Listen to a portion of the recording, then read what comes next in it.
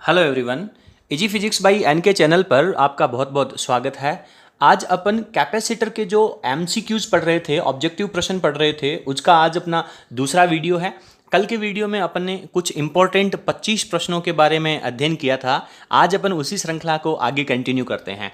तो अपने इन वीडियो के अंदर जो पुरानी कंपटीशन एग्जाम्स हैं उनके अंदर जो पूछे गए इंपॉर्टेंट प्रश्न हैं, जो बार बार हर एक प्रतियोगी परीक्षा में मुख्य रूप से रिपीट होते हैं, उनकी अपन चर्चा कर रहे हैं। तो आज अपना क्वेश्चन नंबर 26 है और आज का अपने वीडियो का पहला प्रश्न है, तो इसे अपन सीरियल नंबर 26 ही कहेंगे। तो चलिए पढ़ते हैं, आज का अपन प्रश्न पढ़ते हैं। 26 नंबर क्वेश्चन आपसे कह रहा है कि एक गोलाकार चालक है जिसकी धारिता 1 फैराड है, तो इसकी त्रिज्या कितनी होगी। और ये बहुत पुराने एग्जाम्स के अंदर पूछे गए प्रश्न हैं, अब भी लेटेस्ट एग्जाम के अंदर आजकल ये रिपीट होते हैं। तो पढ़िए, गोलीय चालक की धारिता का फॉर्मूला क्या होता है। आप फटाफट इसका फॉर्मूला लिख करके इसको सॉल्व कर सकते हैं। Sir 4 pi epsilon naught R होता है। और मैंने आप लोगों को एक बात और बताई थी कि जो 4 पाई एप्सिलॉन नॉट होता है उसको अपन 1/k भी कह सकते हैं। देन इस फॉर्मूले को अपन कह सकते हैं C = R/K। और आपको वैल्यू किसकी दे रखी है, धारिता की दे रखी है। तो आपको R की वैल्यू फाइंड आउट करना है, तो क्यों ना K को अपन दूसरी तरफ लेके जाए। तो आपके पास फॉर्मूला हो जाएगा कि सर R = KC। K की वैल्यू आप जानते हैं कितनी होती है। K की वैल्यू सर 9 × 10⁹ होती है। बहुत बढ़िया। C की वैल्यू कितनी है, 1 फैराड है, तो 1 रिप्लेस कर दीजिए। तो आपके पास वैल्यू क्या हो जाएगी, 9 × 10⁹ निकाल क्या रहे हैं आप, त्रिज्या निकाल रहे हैं, तो इसकी यूनिट क्या लग जाएगी, मीटर लग जाएगी। तो इस प्रकार से आज का अपना इस प्रश्न का जो ऑप्शन है वो आपका हो जाएगा 9 × 10⁹। अच्छा, एक बात ध्यान दें, ये किलोमीटर में है, सेंटीमीटर में है, मीटर में, ये तो मुझे तीनों ऑप्शन सेम ही नजर आ रहे हैं। तो यहाँ पे आप अगर इसको बहुत ध्यान से देखेंगे तो आपको मीटर के अंदर इसका जो ऐसा मात्रक होता है, इसलिए इसका ऑप्शन बी ऑप्शन सही आंसर हो जाएगा। अक्सर इसके अंदर थोड़ा सा कंफ्यूजन हो जाता है और जल्दबाजी में अपन इस प्रश्न का उत्तर है वो गलत कर देते हैं। तो आपको यहाँ पे बी केयरफुल रहना है, ठीक है। चलिए नेक्स्ट प्रश्न पे चलते हैं। एक संधारित्र में ऊर्जा वास्तविक रूप में संचित होती है। कैपेसिटर के अंदर जो एनर्जी होती है वो किस रूप में संचित होती है, प्लेटों के मध्य, ऋण प्लेट के ऊपर, प्लेटों के बाहर वाले पृष्ठ के ऊपर और धन प्लेट के ऊपर। कहाँ होती है, प्लेटों के बाहर वाले पृष्ठ पर नहीं, ऋण प्लेट पर नहीं, धन प्लेट पर नहीं। एक्चुअली प्लेटों के बीच का जो सरफेस होता है, ये जो आपके पास कैपेसिटर है इसके ऊपर पॉजिटिव चार्ज है और दूसरे प्लेट के ऊपर नेगेटिव चार्ज है। तो इनके बीच का जो एरिया है इसके अंदर इलेक्ट्रिक फील्ड के रूप में, विद्युत क्षेत्र के रूप में जो स्थितिज ऊर्जा है वो संचित रहती है। बहुत इंपॉर्टेंट प्रश्न है। चलिए इजी प्रश्न है, अगला क्वेश्चन देखते हैं। 1 मीटर त्रिज्या के गोलीय चालक की धारिता फैराड में कितनी होगी। चलिए बताइए, फटाफट आप लोग अपना आंसर बताइए। 1 मीटर रेडियस दे रखी है, गोलीय चालक है, इसकी धारिता कितनी होगी। ऑप्शंस आपके पास A, B, C and D दे रखे हैं। फॉर्मूला आपका वही लगना, C = 4 pi epsilon not R। Again मैं आपसे वही कहना चाहूंगा कि आप इसको लिखें C = R/K। अच्छा, फॉर्मूले में आपको फाइंड आउट क्या करना है, धारिता निकालनी है, तो आपको यही वैल्यू लेनी चाहिए। R की वैल्यू कितनी दे रखी है, R की वैल्यू 1 दे रखी है। अपॉन में K की वैल्यू लिखनी है, तो बटा में 9 × 10⁹ आ जाएगी। क्लियर है। अब आप इस चीज़ को थोड़ा सा ध्यान देंगे तो आपको बहुत अच्छे से क्लियर हो जाएगा। ये 10⁹ ऊपर जाएगा तो -9 हो जाएगा और 1/9 रह गया आपके पास, तो 1/9 10⁻⁻9 हो गया। 1 में जब आप 9 का भाग लगाएंगे तो पूरा पूरा नहीं जा रहा है। फटाफट बताइए मुझे इसका आंसर। चलिए देखते हैं कौन कौन सही कर पाता है। कैलकुलेशन आपकी सुपर फास्ट होनी चाहिए। इसका जो ऑप्शन है वो आपका ए ऑप्शन क्लियर हो जाता है। आप इसकी कैलकुलेशन करके और इसके आंसर को सिलेक्ट कर लीजिएगा। बहुत बढ़िया। नेक्स्ट, एक समांतर प्लेट संधारित्र में प्लेटों के बीच में विद्युत क्षेत्र की जो तीव्रता है वो आपको दे रखी है। ई की वैल्यू आपको यहाँ पे दे रखी है।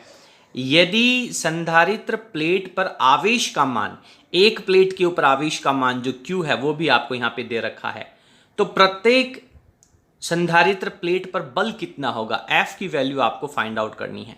तो देखिए आपको यहाँ पर एक तो E की वैल्यू दे रखी है और एक आपको आवेश दे रखा है और फॉर्मूला पूछ रहा है F की वैल्यू। तो आप इन तीनों में एक रिलेशन जानते हैं। क्या जानते हैं कि सर F = फॉर्मूला होता है QE। क्लियर है, फॉर्मूला तो बहुत अच्छे से आपको पता है। चलिए, लेकिन बेटा यहाँ पे एक प्रॉब्लम है। प्रॉब्लम क्या है कि ये जो E की वैल्यू दे रखी है वो E की वैल्यू है वो आपके इस कैपेसिटर की एक प्लेट की वजह से विद्युत क्षेत्र होना चाहिए, क्योंकि इस पॉजिटिव प्लेट की वजह से जो विद्युत क्षेत्र है उसी में आप ये नेगेटिव चार्ज ले रहे हो। तो इस अकेली पॉजिटिव प्लेट की वजह से जो विद्युत क्षेत्र होगा, एक्चुअली इस कैपेसिटर की दोनों प्लेटों के बीच में जो इलेक्ट्रिक फील्ड होता है वो इन दोनों प्लेटों की योग की वजह से होता है, इन दोनों प्लेटों के परिणामी विद्युत क्षेत्र की वजह से होता है।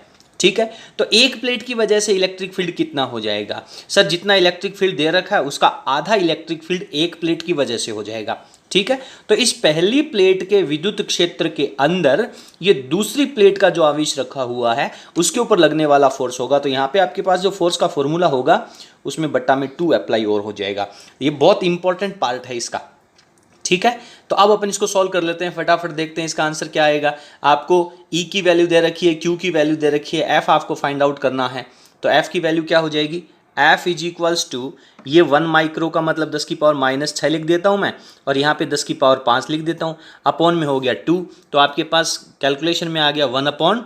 तो 1/20 तो आपके पास 0.05 की वैल्यू हो जाएगी। तो बी ऑप्शन आपका यहाँ पे क्लियर हो जाता है। ठीक है, नेक्स्ट क्वेश्चन पे चलते हैं। अपन इनको थोड़ा सा स्पीडली करते हैं क्योंकि प्रश्नों की संख्या है वो थोड़ी ज़्यादा है, अदरवाइज वीडियो की लेंथ ज़्यादा हो जाएगी। देखिए आपको क्लियर हो जाएगा, ये मैं दावे के साथ कहता हूँ कि एक बी मोटाई, अगला प्रश्न पढ़ते हैं। देखें, बी मोटाई की एक तांबे की प्लेट है, ये जो बीच में आपको दे रखी है इसकी मोटाई कितनी है? बी है, तांबे की प्लेट है, उसको एक क्षेत्रफल, ये जो प्लेटें दे रखी है इनका एरिया कितना दे रखा है? एक क्षेत्रफल, तथा डी अंतराल वाले ये जो दोनों प्लेटें इनके बीच की जो दूरी है वो आपको डी दे रखी है। प्लेटों के मध्य रखा गया है, किसकी प्लेट को? तांबे की प्लेट को। तो तांबे की प्लेट का मतलब इसका पराविद्युतांक कितना हो जाएगा? इन्फिनाइट हो जाएगा। इसके बीच में रख दिया गया है, संधारित्र की धारिता क्या हो जाएगी? बहुत इजी एंड इंपॉर्टेंट प्रश्न है। आप लोगों ने एक वीडियो के अंदर ये पूरा का पूरा डेरिवेशन पढ़ा है कि कैपेसिटर की प्लेटों के मध्य किसी टी मोटाई का, और यहाँ पे टी की जगह बी वैल्यू दे रखी है, एक ही तो बात है। तो उस बी मोटाई की जो प्लेट है वो रखने से उसकी धारिता कितनी हो जाएगी? तो फॉर्मूला आप लोगों ने पढ़ा है, C equals to, sir epsilon naught A होता है अपॉन डी माइनस टी, और ब्रैकेट में आपने पढ़ा है 1 - 1 अपॉन एप्सिलॉन आर। क्लियर है? तो यहाँ पे आप एप्सिलॉन आर की वैल्यू लिखेंगे infinite, then 1 upon infinite value हो जाएगी 0, 1 - 0 करेंगे तो 1 रह जाएगा, और यहाँ पर आपके पास वैल्यू हो जाएगी टी, और टी की जगह आपने कितना ले रखा? बी ले रखा है। तो फाइनली आपके पास फॉर्मूला क्या हो गया? सर एप्सिलॉन नॉट ए अपॉन बटा में सर डी माइनस मोटाई बी रह जाती है। तो इस प्रश्न को जब आप बहुत ध्यान से देखेंगे तो आपका जो ऑप्शन है वो ऑप्शन सी आपको यहाँ पर मिल जाता है। क्लियर है? अच्छे प्रश्न हैं। ये जो फॉर्मूला है ये तो आपको बहुत अच्छे से याद रखना चाहिए हमेशा। जितनी भी मोटाई आपको यहाँ पे दे रखी है उस प्लेट की, वो मोटाई आप यहाँ पे रिप्लेस करेंगे और ये चालक प्लेट रखने से धारिता का परिणाम यहाँ पे हो जाता है। चलिए नेक्स्ट 31, दो समान धारिता के संधारित्र हैं, बढ़िया, उनको पहले समांतर क्रम में जोड़ दिया जाता है। ये लीजिए आपके पास दो कैपेसिटर हैं, इनको आपने पहले समांतर क्रम में जोड़ दिया, बहुत बढ़िया। उसके बाद में उनको श्रेणी क्रम में जोड़ा जाता है, दूसरी बार आप उनको श्रेणी क्रम के अंदर जोड़ दीजिए। ठीक है, इन अवस्थाओं में कुल धारिता का अनुपात कितना होगा? अच्छा, इसकी धारिता C है तो इसकी टोटल धारिता कितने हो जाएगी? सर 2C हो जाएगी। तो आपको पहले समांतर क्रम लेना है तो मैं यहाँ पे लिख देता हूँ 2C। अनुपात, ये दोनों C के हैं, श्रेणी क्रम में हैं, तो C/N का फॉर्मूला लगा देना, तो ये हो जाएगा C/2। तो पूरे अनुपात को 2 से मल्टीप्लाई कर दीजिए तो ये हो जाएगा 4C, और यहाँ पे 2 कैंसिल आउट हो जाएगा, C से C कैंसिल आउट कर दीजिए तो 4:1 हो जाता है। ठीक है, तो फटाफट आप इसका ऑप्शन चूज कर लीजिए। इसका ऑप्शन क्या हो जाएगा? 4:1 हो जाएगा, तो आपका बी ऑप्शन हो जाता है। ये पर्टिकुलर सिलेक्टेड क्वेश्चन है, इन प्रश्नों को आप 2-4 बार पढ़ेंगे तो इसके ऊपर डिपेंडेंट यदि कोई संख्या या फिगर चेंज करके कोई दूसरा प्रश्न पूछा जाता है तो आप विथिन 1 सेकेंड उसका आंसर है वो सेलेक्ट कर पाएंगे, लेकिन पहले आपको इसके लिए बहुत ज़्यादा प्रैक्टिस करनी पड़ेगी। नेक्स्ट, 3 संधारित्रों को जिनमें प्रत्येक संधारित्र की धारिता 2F है, 3 कैपेसिटर हैं आपके पास और प्रत्येक संधारित्र की धारिता 2F है, श्रेणी क्रम में जोड़ दिया जाता है, परिणामी धारिता कितनी होगी? सर C/N का फॉर्मूला लगा दीजिए। तो प्रत्येक संधारित्र की धारिता 2F है और कैपेसिटर की जो संख्या है वो 3 है, तो आपके पास 2/3F हो जाएगा। 2/3F का मतलब है आपके पास 2/3 फैरेड का हो जाता है। तो ये आपका क्वेश्चन नंबर 32 यहाँ पे क्लियर हो जाता है। आज के इस वीडियो के एंड में जो प्रश्न दिए गए हैं, अगर वो प्रश्न आप लोगों ने सेलेक्ट कर लिए या सॉल्व कर लिए तो आप लोगों के अंदर इतना कॉन्फिडेंस आ जाएगा कि कैपेसिटर से रिलेटेड कोई भी प्रश्न यदि कंपटीशन एग्जाम में आएगा तो आप बहुत आसानी से उसे सॉल्व कर पाएंगे। नेक्स्ट क्वेश्चन नंबर 33 है, पढ़ते हैं। देखिए क्या कह रहा है कि समांतर प्लेट संधारित्र है, उसकी धारिता बढ़ाने के लिए प्लेटों के मध्य नीचे दिए गए में से किस परत को रखना चाहिए। बहुत इंपॉर्टेंट है। अच्छा, एक चीज मुझे ये बताइए कि इसमें आपको केवल धारिता बढ़ाने के लिए कहा गया है, केवल इंक्रीज करनी है, और प्लेटों के बीच में आपको कोई परत रखनी है। ऑप्शन क्या दे रखे हैं? तांबे की, टिन की, लोहे की और अभ्रक की। तो इन चार में से आपको एक ऑप्शन सेलेक्ट करना है। देखिए भैया, ये जो तांबा है, टिन है, लोहा है, ये तीनों के तीनों चालक है, और चालक पदार्थ यदि आप पूर्ण रूप से भर देंगे तब तो उसकी धारिता इन्फिनाइट हो जाएगी। लेकिन अभ्रक जो है वो आपका पराविद्युत पदार्थ है। आप लोगों ने पहले वीडियो के अंदर पराविद्युत पदार्थ की डेफिनेशन बहुत अच्छे से पढ़ी है और उसमें आपने एग्जाम्पल पढ़ा है अभ्रक। तो यहाँ पर आपको जो ऑप्शन सेलेक्ट करना होगा वो अभ्रक होगा। हालांकि इन तीनों के ऑप्शन, ऊपर वाले तीनों ऑप्शन है वो भी सही हैं, इनको रखने से पूर्ण रूप से भरोगे तो धारिता इन्फिनाइट हो जाएगी। लेकिन यहाँ पे आपको केवल इंक्रीज करने के लिए कहा है, तो इंक्रीज करने के लिए आपको क्या भरना पड़ेगा? अभ्रक भरना पड़ेगा। ऑप्शन डी आपका सही हो जाता है। अगला प्रश्न देखिए, किसी संधारित्र पर नेट आवेश का मान कितना होता है? मैं आप लोगों को बता दूं कि ये अभी एसएसआर का जो एग्जाम हुआ था नेवी के अंदर, जो सीनियर सेकेंडरी रिक्रूटमेंट होता है 2019 का जो पेपर था, उसके अंदर ये प्रश्न पूछा गया था। किसी संधारित्र पर नेट आवेश कितना होता है? एक कैपेसिटर है, उसके ऊपर टोटल चार्ज कितना होता है? मैंने आपसे बात कही है कि यदि कैपेसिटर के आवेश की बात करें तो आपको केवल एक प्लेट का आवेश लिखना है, जो कि प्लस क्यू लिखना होता है। लेकिन जैसे ही नेट आवेश की बात करें तो दोनों का टोटल चार्ज जोड़ना है, तो प्लस क्यू और माइनस क्यू जब आप दोनों को जोड़ेंगे तो आपके पास टोटल चार्ज कितना हो जाएगा?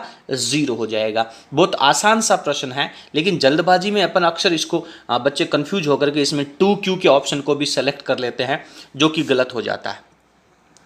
तो चैप्टर को अच्छे से क्लियर करने के बाद अगर इन प्रश्नों का अपन रिवीजन करें, एक बार दो बार इस वीडियो को देख करके इन प्रश्नों को अच्छे से समझेंगे, तो ये टॉपिक आपका बहुत अच्छे से तैयार हो जाएगा। अगला प्रश्न पढ़ते हैं। क्वेश्चन नंबर 35 आपसे कह रहा है कि संधारित्र में संचित ऊर्जा होती है। अभी आप लोगों ने एक प्रश्न पढ़ा था कि कैपेसिटर के अंदर जो एनर्जी होती है वो कहाँ स्टोर होती है। तो अपन ने डिस्कशन किया था कि पॉजिटिव और नेगेटिव प्लेट के अंदर जो कैपेसिटर के बीच का एरिया होता है वहाँ पर एनर्जी स्टोर होती है। लेकिन यहाँ पे कह रहा है कि ऊर्जा है वो किस रूप में होती है? गतिज ऊर्जा के रूप में? नहीं। स्थितिज ऊर्जा के रूप में? ठीक है। प्रत्यास्थ ऊर्जा? नहीं। चुंबकीय ऊर्जा? नहीं। तो आपका यहाँ पे ऑप्शन क्या हो जाता है? स्थितिज ऊर्जा हो जाता है। ठीक है। तो आप लोग साथ साथ में जैसे ही प्रश्न पढ़ते हैं, प्रश्न को पढ़ने के बाद आप अपना उत्तर है वो सेलेक्ट कीजिए, पहले एक्सप्लेनेशन को सुनने से पहले। नेक्स्ट 36 प्रश्न कह रहा है आपसे कि एक समांतर प्लेट है, संधारित्र है, उसकी पट्टिकाओं का क्षेत्रफल a दे रखा है और उनके बीच की दूरी d दे रखी है। ये कैपेसिटर है, ये a है, इन दोनों के बीच की दूरी है वो d दे रखी है। यदि 1/3 दूरी पर 1/3 यानी इसके बीच में आपको जो t लेना है, t कितना होता है? 1/3। 1/3 का मतलब है d/3 दूरी के ऊपर आपको 2 पराविद्युतांक की कोई एक पट्टिका भर देनी है। अब इसकी धारिता कितनी हो जाएगी? बहुत सिंपल है, फॉर्मूला अप्लाई कीजिए और फॉर्मूले के द्वारा आप इसको सॉल्व कर लीजिए। तो क्या होगा फॉर्मूला?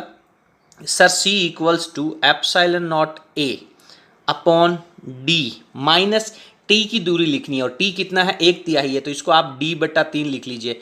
ब्रैकेट में 1 - 1/ε0 होता है, और 1/ε0 कितना हो गया? 1/2 हो गया।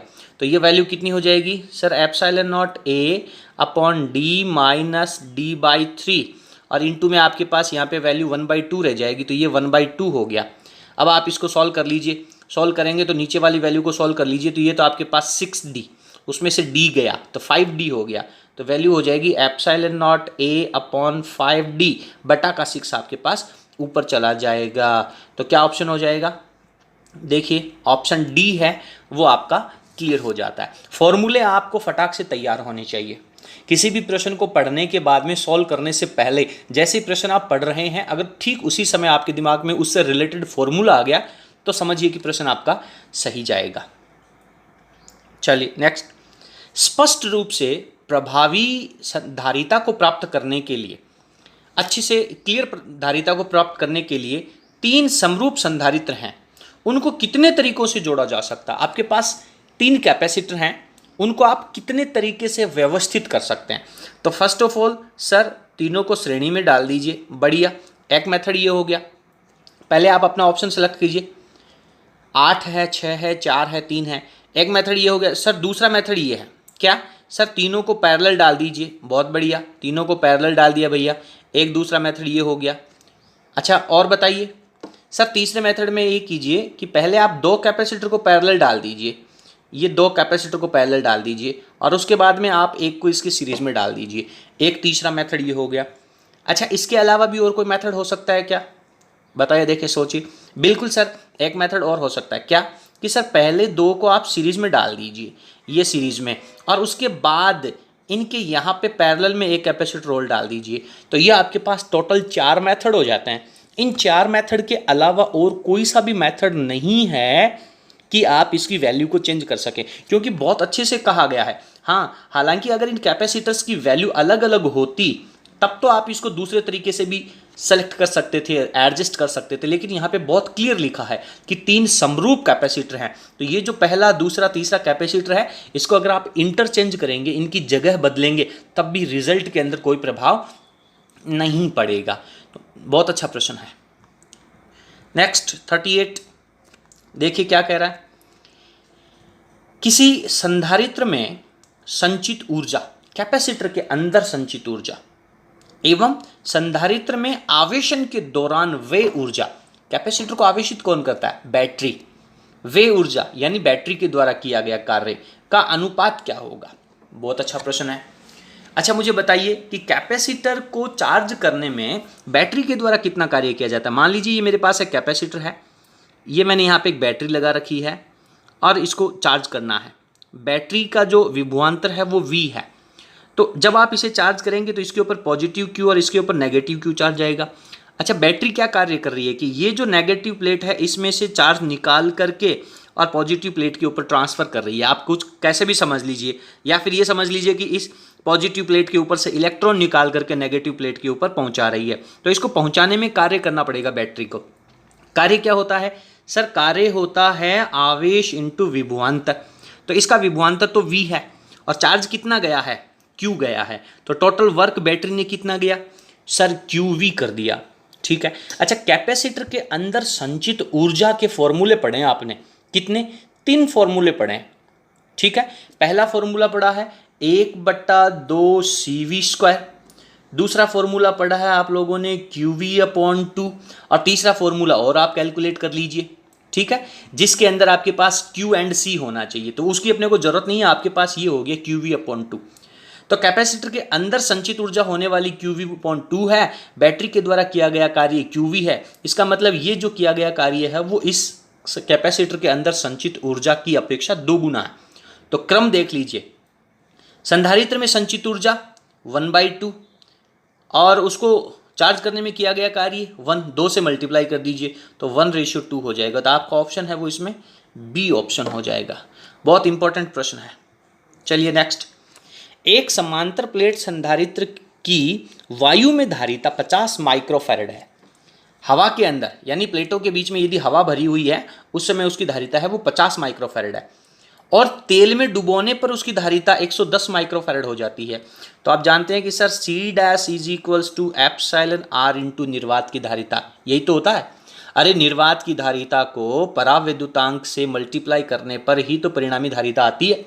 ठीक है, तो तेल का पराविद्युतांक ज्ञात कीजिए। तो सिंपल आपके पास C'/C वैल्यू हो जाएगी εr की। C' कितना है 110 और निर्वात में कितनी है 50। 0 ने 0 को कैंसिल आउट किया, 11/5 हो जाएगा। अच्छा 11/5 का ऑप्शन क्या जाएगा बताइए? बहुत अच्छे, काफ़ी अच्छी कैलकुलेशन आप लोगों की, डी ऑप्शन हो जाएगा यहाँ पर।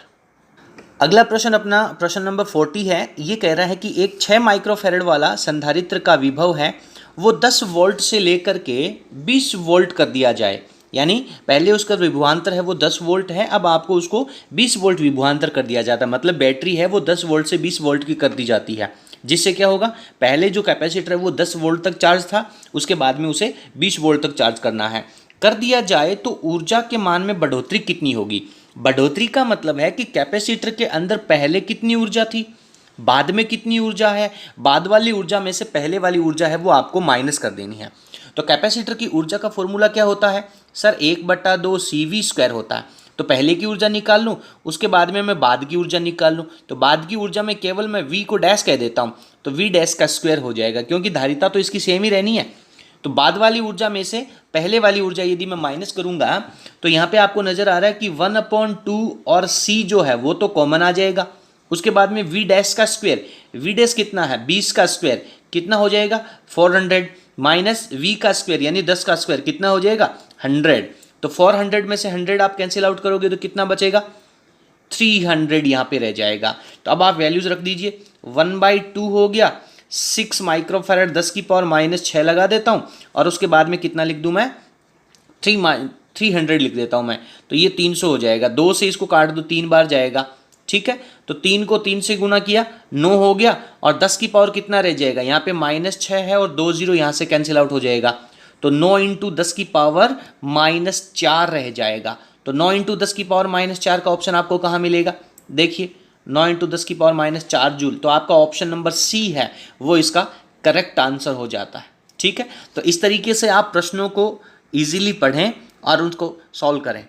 अगला प्रश्न देखिए क्या कह रहा है कि एक समांतर प्लेट संधारित्र में 2 प्लेटों के बीच की दूरी D दे रखी है, बढ़िया है, इसका विभवांतर V है, ठीक है। तो संचित ऊर्जा प्रति एकांक आयतन में क्या होगी, उसके एकांक आयतन में संचित ऊर्जा का वैल्यू आपको कैलकुलेट करना है। चलिए सॉल्व कीजिए, क्या ऑप्शन होगा इसका देखते हैं। एक एक ऑप्शन को आप सेलेक्ट करते जाइए और देखते जाइए कि कौन सा ऑप्शन हो सकता है। इसमें आपको आवेश दे रखा है और विभवांतर दे रखा है, लेकिन क्वेश्चन के अंदर कहीं पर भी आपको आवेश की चर्चा नहीं करी है, तो ये ऑप्शन नहीं होगा। ये जो बाकी के 3 ऑप्शन हैं, इन ऑप्शन के अंदर आपको विभवांतर और बीच की दूरी दे रखी है, तो तीनों में से कोई एक ऑप्शन हो सकता है। चलिए, संधारित्र के अंदर ऊर्जा घनत्व का फॉर्मूला क्या होता है सर, इसमें अपन ने 2 फॉर्मूले पढ़े हैं, σ²/2 ε0 भी होता है, और एक होता है 1/2 ε0 E का स्क्वायर, ठीक है। और E में और VD के बीच में क्या रिलेशन होता है, आप जानते हैं कि सर V = ED होता है, तो E की जगह क्या हो जाएगा, E = हो जाएगा सर V/D। तो इस E की जगह मैं V/D रख दूं तो मेरे पास क्या वैल्यू आ जाएगी, देखिए क्या सॉल्यूशन आ जाएगा इसका कि सर 1/2 हो गया, उसके बाद में ε0 हो गया, और E की जगह V/D का तो होल स्क्वायर करेंगे तो V²/D² हो जाएगा। तो ये आपको ऑप्शन कहाँ मिल रहा है, ऑप्शन नंबर B में आपको एग्जैक्टली आंसर मिल रहा है। तो प्रश्न नंबर 41 का B ऑप्शन क्लियर हो जाएगा।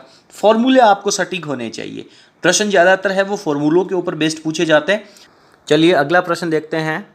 अगला प्रश्न नंबर 42 अपने से कह रहा है कि एक समांतर प्लेट संधारित्र समान दूरी पर स्थित n प्लेटों को मिलाकर के बनाया हुआ है। समांतर प्लेट संधारित्र का जो संयोजन है, यहाँ पे संयोजन शब्द दोहराएगा कि समांतर प्लेट संधारित्रों का जो संयोजन है वो समान दूरी पर स्थित n प्लेटों से मिलकर के बना हुआ है, और इन प्लेटों को एकांतर क्रम में जोड़ा गया है, ठीक है।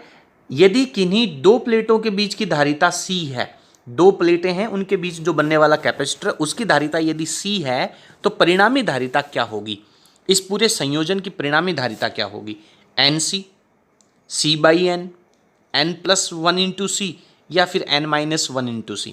देखिए किस तरीके का संयोजन बनाना होगा अपने को कि मान लीजिए मेरे पास 1 2 3 4 और इस तरीके से बहुत सारी प्लेटें बनी हुई हैं, ठीक है। सवाल ये कह रहा है कि एकांतर क्रम में, तो एकांतर क्रम का मतलब है कि मैं इनके ऊपर नंबर लगा देता हूँ एक बार के लिए कुछ इस तरीके से। तो एकांतर क्रम का मतलब है कि 1 और 3 को जोड़ दीजिए, 3 और 5 को जोड़ दीजिए, ठीक है। उसके बाद में इधर 2 और 4 को जोड़ दीजिए। तो अभी आपके पास कितने कैपेसिटर बन गए, कितने कैपेसिटर बने, 1 2 3 और 4, यानी 5 प्लेटें लेने पर आपके पास 4 कैपेसिटर बन गए, ठीक है। तो n प्लेटें आपने ले रखी हैं, तो इनसे बनने वाले कैपेसिटर की संख्या कितनी हो जाएगी, n-1 हो जाएगी। तो n-1 है, that is the number of capacitor, ठीक है।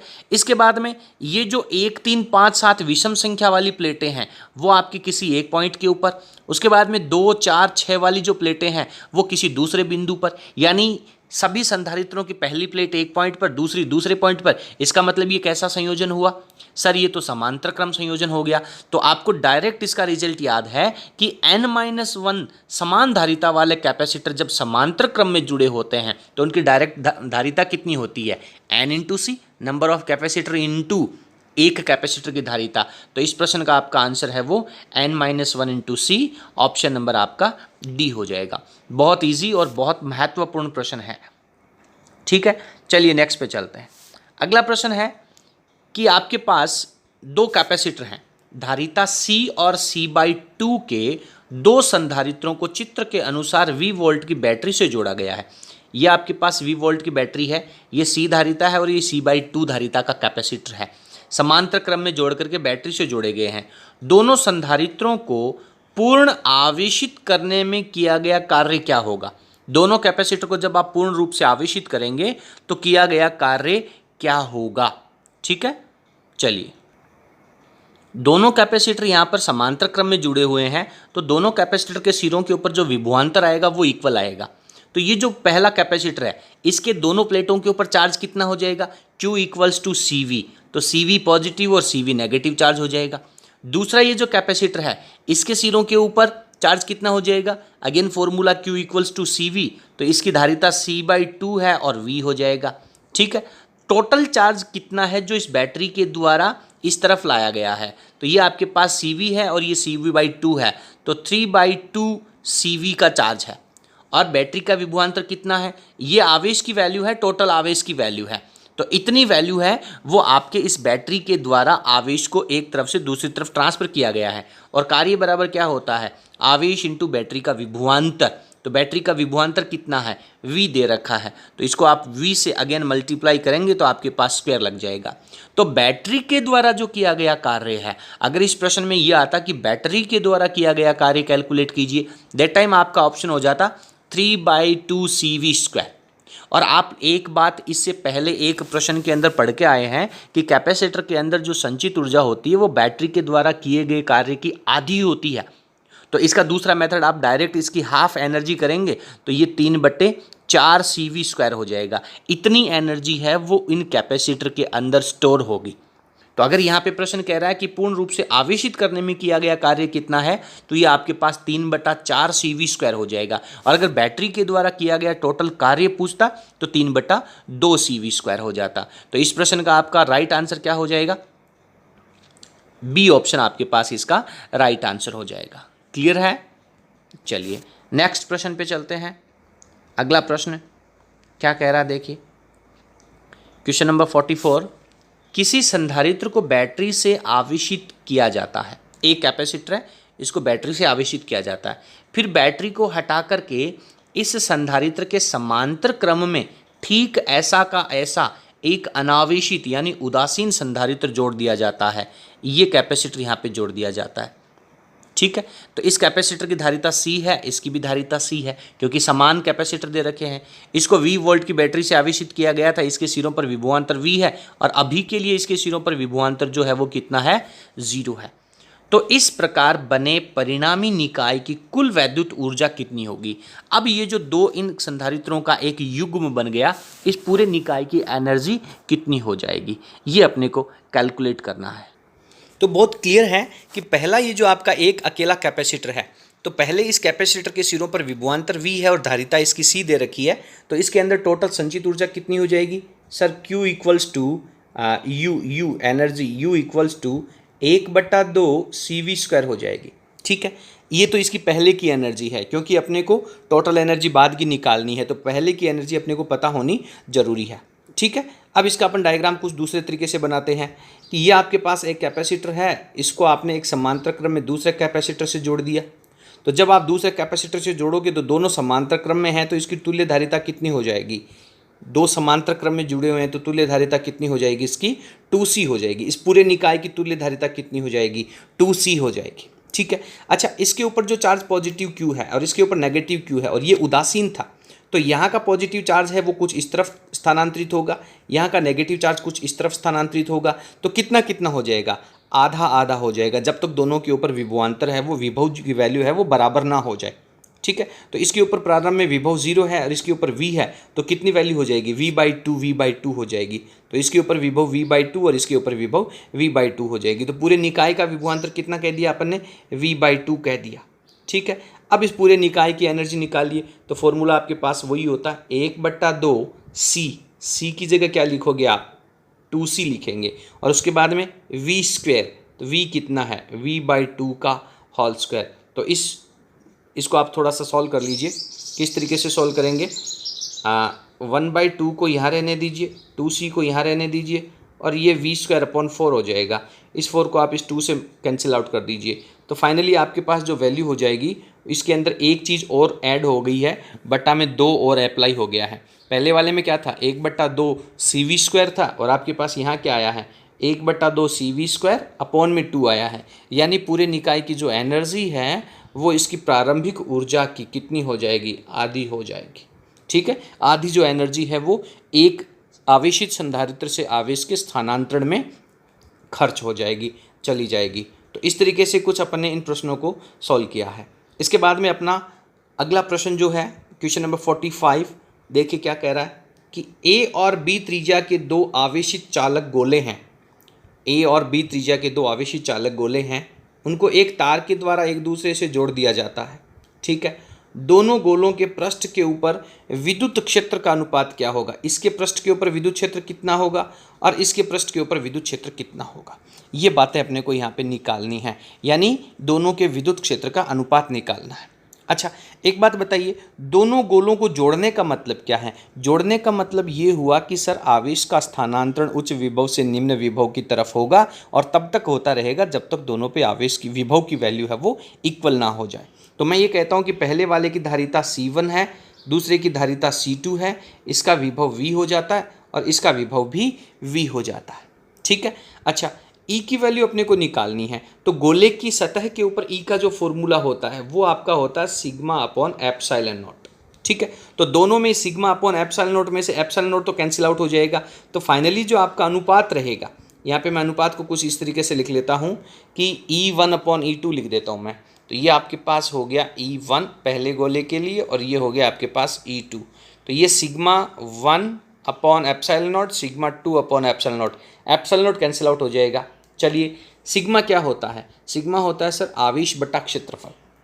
तो पहले वाले पे आवेश क्या होगा, आवेश को कह देता हूँ मैं इसमें Q1 अपॉन इसका क्षेत्रफल हो जाएगा 4 पाई त्रिज्या A का स्क्वायर। दूसरे वाले को लिख लीजिए, आवेश हो गया Q2 और इसका क्षेत्रफल हो गया 4 पाई इसकी त्रिज्या B का स्क्वायर। तो 4 पाई ने 4 पाई को कैंसिल आउट कर दिया। अब बात अपने पास आवेश की ओर रह जाती है। तो आवेश क्या होता है, Q = CV, और इसका आवेश क्या होता है, Q = CV। दोनों में V क्या है, इक्वल है, तो V तो कैंसिल आउट हो गया।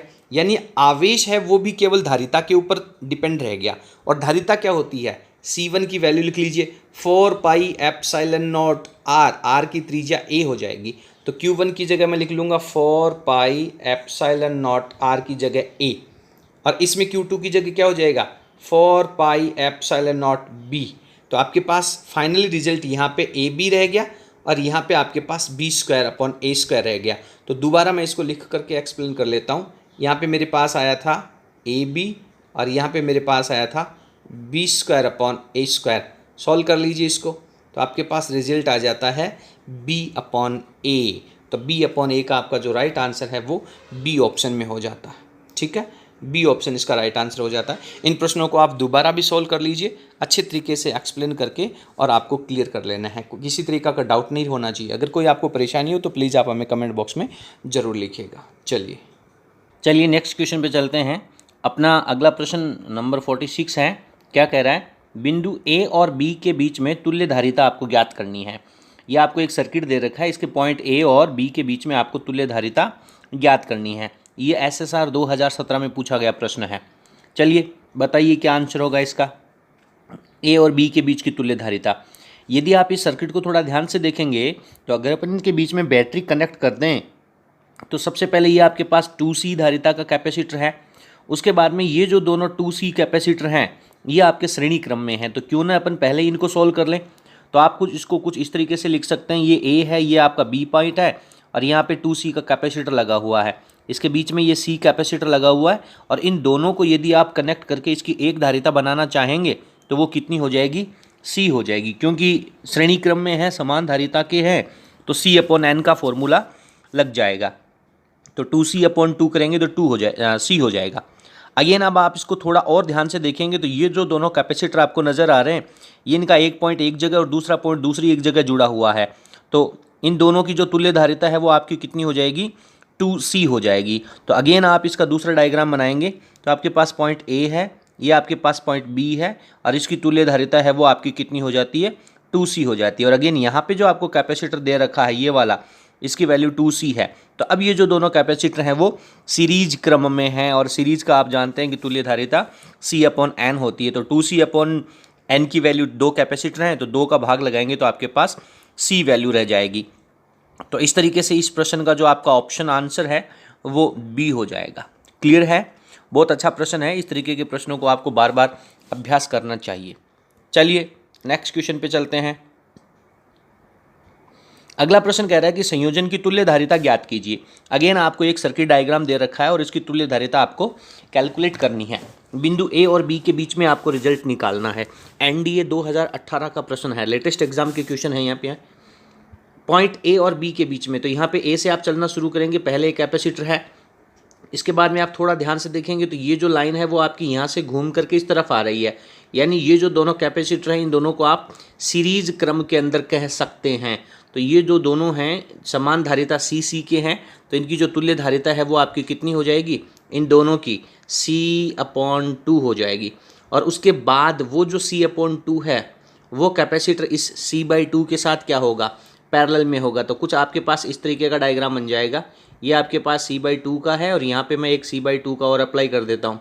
अगेन यहाँ पे आपके पास C कैपेसिटर है और ये पॉइंट A और B आपको दे रखे हैं, C है, C/2 हो गया और ये C/2 हो गया। तो इन दोनों की तुल्य धारिता समांतर क्रम में है ये, तो NC का फॉर्मूला अप्लाई कर दीजिए तो इसकी धारिता C हो जाएगी।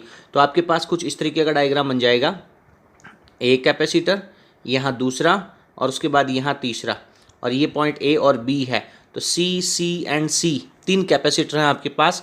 ये कौन से किस क्रम में है, ये आपके सीरीज क्रम में है, एक के बाद एक दे रखा है, श्रेणी क्रम के अंदर हैं।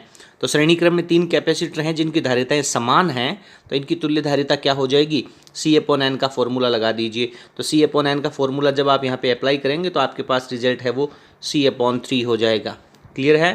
तो C/3 का फॉर्मूला करेंगे तो आपके पास ऑप्शन है वो C इसका क्लियर हो जाता है। चलिए नेक्स्ट प्रश्न पे चलते हैं। अगेन आपको एक सर्किट डायग्राम दे रखा है, प्रश्न कह रहा है कि संयोजन की तुल्य धारिता निकालिए। एयरफोर्स एक्स ग्रुप का प्रश्न दे रखा है, पॉइंट A और B दे रखे हैं। ध्यान दें यहाँ पे आपके पास टोटल कितने कैपेसिटर हैं, टोटल आपके पास 1 2 3 4 5 एंड 6 कैपेसिटर आपको यहाँ पे दे रखे हैं। बताइए देखें क्या रिजल्ट हो जाएगा इसका, आपकी कैलकुलेशन क्या कहती है, फटाफट सॉल्व कीजिए। यही जो डायग्राम है, इस डायग्राम को यदि आप थोड़ा सा दूसरे तरीके से अरेंज करें तो आप बहुत अच्छे तरीके से आप इसको समझ पाएंगे। ये जो पॉइंट A है इसको आप खींच करके बाहर की तरफ ले जाएं, ये जो पॉइंट B है इसको आप खींच करके बाहर की तरफ ले जाएं, तो ये आपके पास पॉइंट A हो जाएगा। सबसे पहले यहाँ पे आपके पास ये वाला जो कैपेसिटर दे रखा है C, ये लगा दीजिए। इसके बाद में ये जो पॉइंट है, इस पॉइंट के ऊपर आपके पास 2 वायर निकल रहे हैं और दोनों वायर से 2 कैपेसिटर जुड़ रहे हैं। तो एक मैंने वायर ऊपर की तरफ लगा दिया, ये कैपेसिटर, और एक दूसरा कैपेसिटर यहाँ डाल दिया। ये ऊपर वाला कैपेसिटर अगेन दूसरे कैपेसिटर से जुड़ा हुआ है, ये लीजिए, और नीचे वाला जो कैपेसिटर है वो अगेन दूसरे कैपेसिटर से जुड़ा हुआ है, ये लीजिए। फिर ये दोनों पॉइंट्स अगेन आगे जा कर के वापस मिल जाते हैं। तो कुछ इस तरीके से डायग्राम बन जाएगा, बात समझ में आ रही है। उसके बाद ये जो आपका पॉइंट है और उसके बाद में ये जो एक कैपेसिटर और दे रखा है वो अगेन आगे जोड़ देंगे और आगे पॉइंट क्या डाल देंगे, B डाल देंगे। तो इस तरीके से आपके पास ये कॉम्बिनेशन हो गया। अब आप इसका रिजल्ट है वो बहुत आसानी से सॉल्व कर सकते हैं। तो बताइए क्या रिजल्ट हो जाएगा। ये C के हैं तो श्रेणी क्रम में C/2 और ये भी C/2, और अगेन ये दोनों समांतर क्रम में हैं तो C हो जाएगा। तो वापस आपके पास 3 कैपेसिटर हैं वो सीरीज़ के अंदर आ जाते हैं। तो ए और बी के बीच की जो तुल्य धारिता है वो आपके पास कितनी रह जाती है, C/3 रह जाती है। तो इस तरीके के जो सर्किट हैं उसको आपको दूसरे तरीके से अरेंज करना आना चाहिए, समझ आना चाहिए। ठीक है, बहुत इंपॉर्टेंट प्रश्न है, बार बार इसी तरीके के प्रश्न हैं वो एग्जाम्स के अंदर पूछे गए हैं। नेक्स्ट देखिए क्या कहता है, क्वेश्चन नंबर 49 है, किसी आवेशित संधारित्र के दोनों टर्मिनलों को बार बार कुछ क्षणों के लिए मिलाने पर क्या होगा। मान लीजिए आपके पास एक कैपेसिटर है, इसके ऊपर यहाँ पे एक वायर लगा हुआ है और यहाँ पे एक वायर लगा हुआ है, ये चार्ज्ड है, पहले से ऑलरेडी चार्ज किया हुआ है। तो इस कैपेसिटर के ये जो दोनों टर्मिनल हैं इनको जब आप एक दूसरे से टच करवाएंगे, बार बार, एक बार टच करवाया फिर अलग कर दिया, फिर दूसरी बार टच करवाया फिर अलग कर दिया, तो इसके बाद में आपके पास क्या रिजल्ट दिखाई देंगे उसके कुछ ऑप्शंस पूछ रहा है। ये टाटा टेक्निकल 2018 का प्रश्न है। पहला ऑप्शन कह रहा है कि पहली बार मिलाने पर चिंगारी निकलेगी। इन दोनों टर्मिनल्स को जब आप पहली बार टच करवाएंगे तो यहाँ पे चिंगारी निकलेगी। दूसरा कह रहा है प्रत्येक बार चिंगारी निकलेगी, जितनी बार आप इन दोनों टर्मिनल्स को टच करवाएंगे चिंगारी निकलेगी और समान चिंगारियाँ होंगी, यानी वो जो चमक है वो आपकी इक्वल है।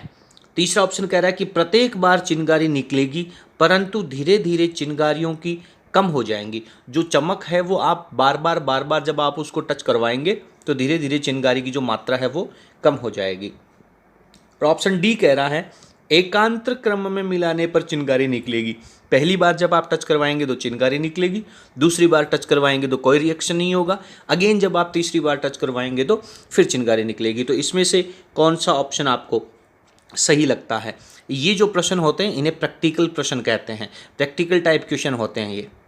अगर आप लोगों ने ये सारी घटनाएं एक्चुअल में देख रखी हैं तो आपको इसको याद करने की आवश्यकता नहीं है। आप लोगों ने जब कैपेसिटर का वीडियो सबसे पहला वीडियो पढ़ा होगा तो मैंने आपको बताया है कि बैटरी एंड कैपेसिटर में क्या फ़र्क होता है। आप लोगों ने बैटरी देखी है, बैटरी के दोनों टर्मिनल्स के ऊपर आप दो वायर कनेक्ट करके एक दूसरे से जब आप टच करवाएंगे तो हर बार जब आप उसको टच करवाएंगे तो वहाँ पे चिंगारी निकलेगी। लेकिन कैपेसिटर और बैटरी दोनों ही एनर्जी स्टोरेज डिवाइस हैं, पर एक्चुअली बैटरी जो है वो एनर्जी को धीरे धीरे कंट्रोल्ड रिलीज करती है, लिमिटेड रिलीज करती है। मैंने एग्जांपल बताया था जिस तरीके से पानी की टंकी में से जो नल लगा होता है उससे निकलने वाला पानी है, लेकिन जो कैपेसिटर है वो भी एक एनर्जी स्टोरेज डिवाइस है, लेकिन वो उस तरीके से काम करता है जैसे बांध के अंदर रुका हुआ पानी है और अचानक से जब बांध टूट जाता है तो सारी की सारी एनर्जी है वो पहले ही भाग के अंदर, पहले ही एक्शन के अंदर रिलीज हो जाती है। तो इसका जो आपका एक्चुअली रियल आंसर होगा वो ये होगा कि आप जब उसे केवल पहली बार टच करेंगे तो आपका चिंगारी निकलेगी, उसके बाद एक बार टच करते ही एक जो कैपेसिटर है वो आपका डिस्चार्ज हो जाएगा। उसके बाद में आप चाहे उसको कितनी ही बार टच करवाएं उसमें कोई रिएक्शन नहीं होगा। तो इस तरीके से आपके पहले इस प्रश्न का आंसर है वो ए हो जाएगा। ठीक है, चलिए नेक्स्ट क्वेश्चन पे चलते हैं। क्वेश्चन नंबर 50 आपसे कह रहा है कि 5 माइक्रोफैराड धारिता के कितने कैपेसिटर हैं, संधारित्र हैं, उनका उपयोग किया जाए। 5 माइक्रोफैराड धारिता के कितने कैपेसिटर, संख्या आपसे पूछी है, वो भी क्या कम से कम संख्या होनी चाहिए ताकि आप 8.75 माइक्रोफैराड धारिता प्राप्त कर सकें। 5-5 माइक्रोफैराड धारिता के आपके पास बहुत सारे कैपेसिटर हैं, लेकिन आप उनको कितने कैपेसिटर कम से कम और किस क्रम में, किस सर्किट के अनुसार उनको जोड़ेंगे ताकि आपको 8.75 माइक्रोफैराड की धारिता है वो प्राप्त हो सके। संधारित्रों की संख्या यहाँ पे 5, 7, 9 और 11 दे रखी है। ठीक है, तो इसके लिए भी आपने एक सेपरेट वीडियो पढ़ा है, उसके अंदर सारी बातें अच्छे से क्लियर कर रखी हैं। आप कैपेसिटर के अंदर जानते हैं कि समांतर क्रम में जब आप उनको जोड़ोगे तो धारिताएं हैं उनकी योग के बराबर हो जाएगी, और यदि आप उनको श्रेणी क्रम के अंदर जोड़ोगे तो इसकी जो तुल्य धारिता है वो C/N हो जाती है। तो ये जो 8.75 है, 8.75 में से यदि मैं 5 माइक्रोफैराड का एक कैपेसिटर यहाँ पे लेऊँ तो ये मेरे पास 5 माइक्रोफैराड हो गया। अब मुझे 5 से कुछ ज़्यादा धारिता करनी है तभी तो 8.75 आएगा, यानी डेफिनेटली मुझे इसके समांतर क्रम में कुछ ना कुछ जोड़ना होगा। तो समांतर क्रम में कितना जोड़ूं, 2 कैपेसिटर जोड़ देता हूं। तो ये जो 2 कैपेसिटर हैं इन दोनों की तुल्य धारिता कितनी हो जाएगी, C/N यानी 5 का आधा, 2.5 माइक्रोफैराड हो जाएगी। इसकी खुद की कितनी है, 5। अब बताइए कितनी होगी सर, 5 और 2.5 ये तो 7.5 हो गई। अच्छा 7.5 अब भी तो कुछ कम रह रही है, बिल्कुल कम रह रही है। कितनी कम रह रही है सर, ये मेरे पास 1.25 कम रह रही है। अच्छा 1.25 का मतलब क्या है? आप कैपेसिटर को सीरीज कॉम्बिनेशन में जानते हैं, C/N का फॉर्मूला होता है। 5 माइक्रोफैरड 1.25 में कोई रिलेशन है क्या? सर बिल्कुल, 5/4 से होता है। यानी 5 माइक्रोफैरड के 4 कैपेसिटर यदि मेरे पास मिल जाएं और उन सबको मैं सीरीज़ के अंदर जोड़ दूं एक दूसरे के साथ में, तो इनकी जो तुल्य धारिता है, ये जो नीचे वाले जो कैपेसिटर हैं इनकी तुल्य धारिता है वो आपकी 1.25 हो जाएगी। और अब ये तीनों के तीनों किस क्रम में हैं? समांतर क्रम में है। तो अगेन अब आप इनको योग करेंगे इन सब का, तो रिजल्ट आपके पास 8.75 हो जाएगा। तो कितने कैपेसिटर हुए? 4 और एक 5 और 2 7। मिनिमम आपको 7 कैपेसिटर चाहिए और उनका जो अरेंजमेंट है वो कुछ इस तरीके का होगा, तो आप इसकी तुल्य धारिता है वो 8.75 प्राप्त कर सकेंगे। बहुत इंपॉर्टेंट प्रश्न है, इस तरीके के प्रश्न है वो कंपटीशन एग्जाम के साथ साथ बोर्ड एग्जाम के अंदर भी पूछे जाते हैं। तो इस प्रश्न का जो आपका रियल आंसर, एक्चुअल सही आंसर है वो आपका बी ऑप्शन हो जाएगा। ठीक है, बी ऑप्शन हो जाता है। चलिए अगला प्रश्न है क्वेश्चन नंबर आपका 51। देखिए क्या कह रहा है। क्वेश्चन नंबर 51 आपसे कह रहा है कि संलग्न चित्र की तुल्य धारिता क्या होगी। आपको एक सर्किट डायग्राम दे रखा है, इसकी आपको इक्विलिएंट कैपेसिटेंस तुल्य धारिता कैलकुलेट करनी है। इसमें 1, 2 नंबर, 3 नंबर और 4 प्लेटें जुड़ी हुई हैं।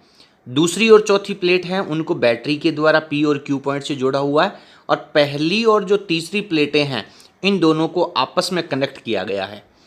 तो ये इसके अंदर कितने कैपेसिटर हैं, प्रत्येक कैपेसिटर की धारिता कितनी है, और ये सब कौन से क्रम में जुड़े हुए हैं। अगर ये 3 बातें अपने को पता चल जाए तो अपन इस प्रश्न का हल जो है, आंसर जो है वो बहुत आसानी से निकाल पाएंगे।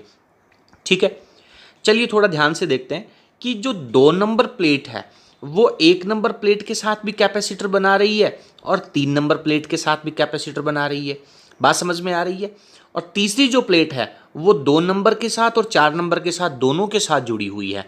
तो इसको अपन पहले थोड़ा सा इजी कर लेते हैं, और इजी करने के बाद में इसका एक सर्किट डायग्राम बना लेते हैं ताकि अपने को क्लियर हो जाएगा।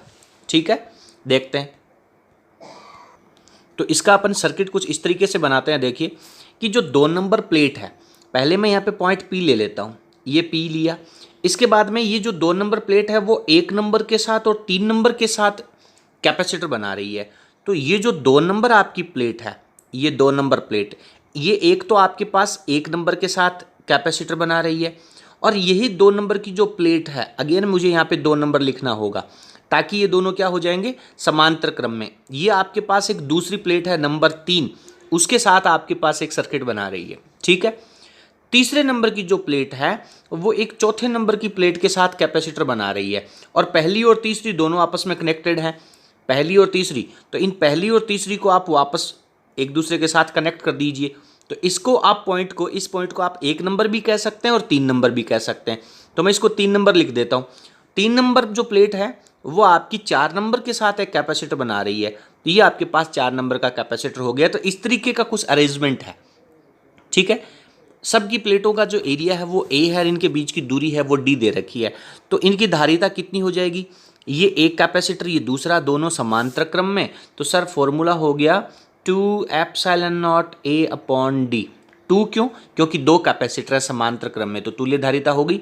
अगेन इसकी धारिता कितनी है, ε0A/D, और ये किस क्रम के अंदर है, ये इसके श्रेणी क्रम के अंदर है, इन दोनों के आगे जुड़ा हुआ है, श्रेणी क्रम के अंदर है। तो जब ये श्रेणी क्रम के अंदर है तो अगेन आप इसका फॉर्मूला सॉल्व कर लीजिए। ठीक है, तो इसको मैं क्या कह देता हूँ, 2C कह देता हूँ, और इसकी वैल्यू को मैं C कह देता हूँ। तो आप जानते हैं बहुत अच्छे से, क्या श्रेणी क्रम के अंदर दोनों का गुणनफल बटा दोनों का जोड़, तो 2C और C को जोड़ेंगे तो नीचे 3C हो जाएगा।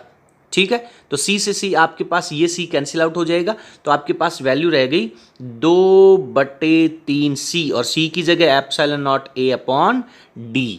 तो आपके पास इस प्रश्न का ऑप्शन क्या हो जाएगा, देखिए 2/3 ε0A/D, यानी आपके पास जो D ऑप्शन है वो इसका राइट आंसर हो जाता है। बहुत इंपॉर्टेंट प्रश्न है, सर्किट है उसको आपको थोड़ा इजी करना आना चाहिए। चलिए नेक्स्ट क्वेश्चन में चलते हैं। अगला प्रश्न आपसे कह रहा है कि आवेशित संधारित्र की प्लेटों के मध्य ऊर्जा घनत्व कितना होता है। आवेशित संधारित्र है, उसकी प्लेटों के बीच में ऊर्जा घनत्व कितना होता है। अच्छा, ऊर्जा घनत्व का फॉर्मूला पढ़ा है क्या? बिल्कुल सर, σ² / 2 ε0 पढ़ा है। और क्या पढ़ा है, 1/2 एप्सिलॉन नॉट ई स्क्वायर पड़ा है। ठीक है, तो यहाँ पे आपको क्या लग रहा है कि कौन सा फॉर्मूला है वो आपको यूज होना चाहिए? बटा में एप्सिलॉन नॉट आ रहा है, इसमें बटा में एप्सिलॉन नॉट, इसमें बटा में एप्सिलॉन नॉट, इसमें बटा में एप्सिलॉन नॉट, तो ये वाला फॉर्मूला तो आपको यूज नहीं करना है। ठीक है, प्लेट का जो आवेश घनत्व होता है सिग्मा, वो क्या होता है? प्लेट के ऊपर आवेश बटा उसका एरिया। तो क्या मैं सिग्मा की जगह क्यू अपॉन ए लिख दूं? डेफिनेटली आप सिग्मा की जगह क्यू अपॉन ए लिख सकते हैं। तो आपके पास रिजल्ट क्या हो जाएगा? पहले इसको लिख लेता हूं मैं, 1/2 एप्सिलॉन नॉट, और सिग्मा की जगह हो जाएगा आपके पास क्यू स्क्वायर अपॉन ए स्क्वायर। बताइए क्या ऑप्शन मिलेगा? सर ऑप्शन नंबर जो सी है वो आपका क्लियर हो जाता है, सी ऑप्शन है वो आपका क्लियर हो जाता है। ठीक है, बहुत महत्वपूर्ण प्रश्न दे रखे हैं यहाँ पर। अब आगे आने वाले ये जो 3 प्रश्न हैं ये आपको बहुत अच्छे तरीके से समझ लेने हैं और हमेशा के लिए आपको ट्रिक के रूप में अलग से सेपरेट लिख लेने हैं। ठीक है, चलिए तीनों प्रश्न है 53, 54 और 55 नंबर के ऊपर। ये तीनों एक दूसरे से रिलेटेड है और बहुत महत्वपूर्ण है। देखिए क्या कह रहा है, प्रश्न को पढ़ते हैं अपन कि 64 समान रूप से आवेशित बूंदे हैं, उनको मिलाकर के एक बड़ी बूंद बनाई जाती है। आपके पास छोटी छोटी पानी की या किसी चालक की जैसे पारे की आपके पास बूंदें हैं जिन्हें आवेशित किया गया है, समान रूप से इन्हें आवेशित किया गया है और इन सबको मिलाकर के एक बड़ी बूंद बनाई जाती है। तो बड़ी बूंद की धारिता है वो क्या हो जाएगी? अच्छा, एक बूंद की धारिता कितनी है छोटे वाले एक बूंद की? Sir 4 pi epsilon naught R एक बूंद की धारिता है। बड़ी बूंद की धारिता क्या हो जाएगी? Sir 4 pi epsilon not capital R.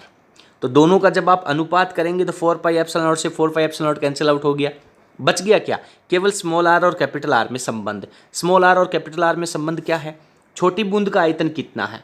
Sir 4/3 pi small R cube, और कितनी बूंदें हैं? 64। ये मिलकर के क्या बना रही हैं? बड़ी बूंद। उसका आयतन क्या होगा? 4/3 पाई कैपिटल आर क्यूब। 4/3 पाई 4/3 पाई कैंसिल हो गया। 64 को और आर को क्या लिख सकता हूँ? 4r क्यूब के रूप में लिख सकता हूँ, 4r का होल क्यूब लिख सकता हूँ। और इधर भी आपके पास क्या चल रहा है? r क्यूब चल रहा है। ठीक है, तो आपके पास रह गए यहाँ पे 4r that is equals to capital R. ठीक है, तो आपके पास ये जो कैपिटल आर है इसकी जगह आप 4r लिख सकते हैं। तो रेशियो ले लीजिए, r रेशियो 4r, तो कितना गुना हो जाएगा? 4 गुना हो जाएगा। ठीक है, तो इस प्रश्न का आपका जो आंसर है वो धारिता है वो 4 गुनी हो जाएगी। 4 गुनी, ये लीजिए आपके पास सी ऑप्शन हो जाएगा। तो अब इस प्रश्न में आपको एक ट्रिक आनी चाहिए कि n जो दे रखा है उसके अंदर आपको 1/3 कर देना। यदि छोटी बूंदों को मिलाकर के बड़ी बूंद बनाई जाती है और बड़ी बूंद की धारिता अगर आपसे पूछी जाती है तो डायरेक्ट आप उन संख्या का घनमूल निकाल लेंगे, क्यूब रूट निकाल लेंगे, 1/3 कर देंगे उसकी पावर को। आपको डेफिनेटली, जैसे अगर मैं बात करूं कि 1000 बूंदें हैं, उनको मिला करके एक बड़ी बूंद बनाई जाती है जो कि सारी की सारी समान आवेश से आवेशित हैं, तो बड़ी बूंद की धारिता कितनी हो जाएगी? तो 1000 का जब मैं घनमूल निकालूंगा तो मेरे पास 10 हो जाएगा। तो आई कैन से डायरेक्टली जो धारिता है वो 10 गुनी हो जाएगी।